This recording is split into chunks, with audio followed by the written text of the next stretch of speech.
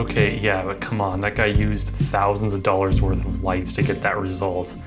Hey, what's up everyone? My name's Nigel. In today's video, we're gonna be talking about how you can put together a key light for your YouTube videos for under $100. Now that's gonna include your stand, your umbrella holder, the umbrella, and the light. So all four of those things can be had for under $100. And the setup that I'm using right now is actually the exact same setup that I used for basically all my videos in 2019. And so if you're looking to, maybe change up your lighting setup, or maybe you don't have a lighting setup yet as far as like a key light, this could be a really good option for you. And I actually kind of keep coming back to this because I have a bunch of different lights, but I just really like how this particular lighting setup looks. Now, what you'll find a lot of YouTubers doing is they'll be using very controlled, large, soft light sources.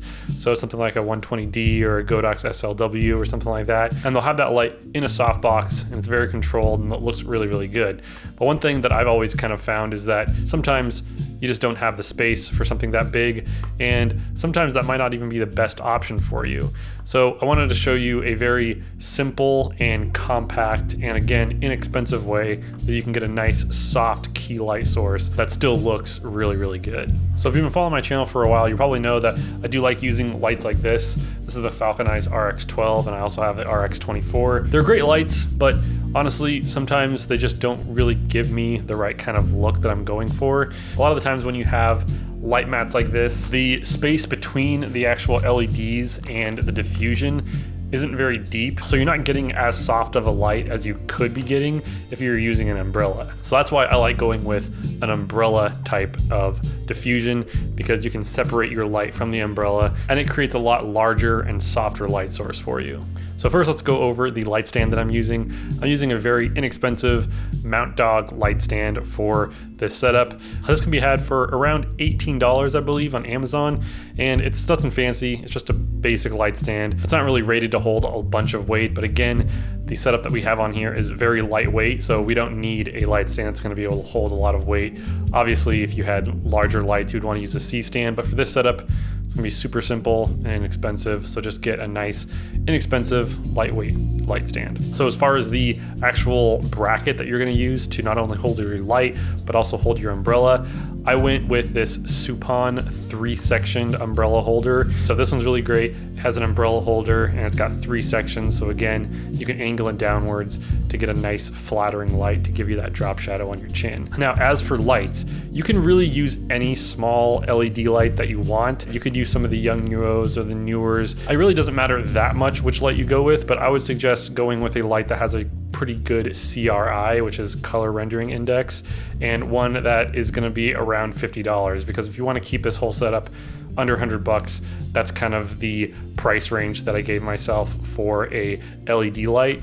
Now, as you all know, I use these lights, which are apparently $5,000. No, I'm just kidding. But if you ever watched that one video of mine that kind of blew up and got like 1 million views, I got so many comments saying that I was using thousands and thousands of dollars worth of lights, but I clearly stated that I was using these lights, which are $50 each. This is the Falconeyes RX8s, and I really like them because they're bendable. Again, I did an entire review of these lights right up there, but these are great little lights. They're bendable, they're pretty bright, and I believe they have a CRI rating of like 90, I believe.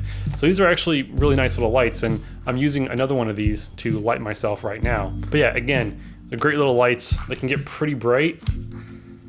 This isn't even at full power. Yeah, pretty bright little lights. Can run off of Sony MPF style batteries or off of wall power, which I think is a pretty big deal because there are a lot of smaller LED lights that cannot run off of wall power, and so you have to rely on having batteries charged in order to like actually get the lights to work. Whereas in my opinion, I think that it's much more convenient to just have a light that runs off of wall power, so you can just keep it plugged in and then just turn it on whenever you want to do a YouTube video or something like that. But if you wanted to take it out into the field, all you'd have to do is just slap a battery on there and you'd be good to go.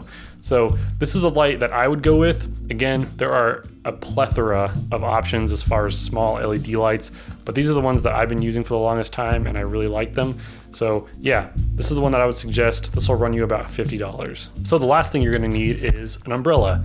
Now, this is just a very cheap Neewer flash umbrella.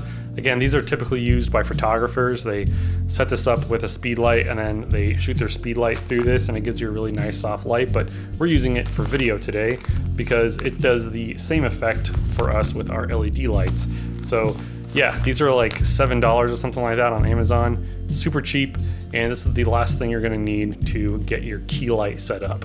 Honestly, I think that this looks really good. It's not gonna be as versatile as like a single source light, like a aperture 120D or something like that, but this is very lightweight, it's very small and compact, and it's not gonna break the bank. Again, this is gonna cost you under $100, and I honestly really like the shoot through umbrella look. I used it throughout almost all of my videos in 2019, and I was really pleased with it. Just to give you a little point of reference, if you didn't get the shoot through umbrella, I just want to show you what it would look like, just to show you how big of a difference this shoot through umbrella actually makes. So this is what it would look like without the shoot through umbrella. Now, in my personal opinion, I think this looks absolutely horrible. The light is super harsh. I mean, if you just hold the finger up to your face, look how harsh that shadow is. Okay, I'm gonna fix this real quick because this is just horrifying. Much better. See that shadow? Barely anything there. This is the setup that I used for basically every video in 2019, and I really like it, and I'm probably gonna keep on using it because it just works and it's super simple. Eventually, I'm sure one of these days I'll end up getting, one of the big boy lights, but for now, this is working just fine. Anyways, I hope that was helpful, if not entertaining for you. If it was, it'd be really cool if you hit the like button. I'll have links to everything that I was talking about in the description below. Thank you so much for stopping by. There's gonna be playlists and videos right here that you can check out as well. Once again, thank you so much for watching, and I'll see you all next time. Later.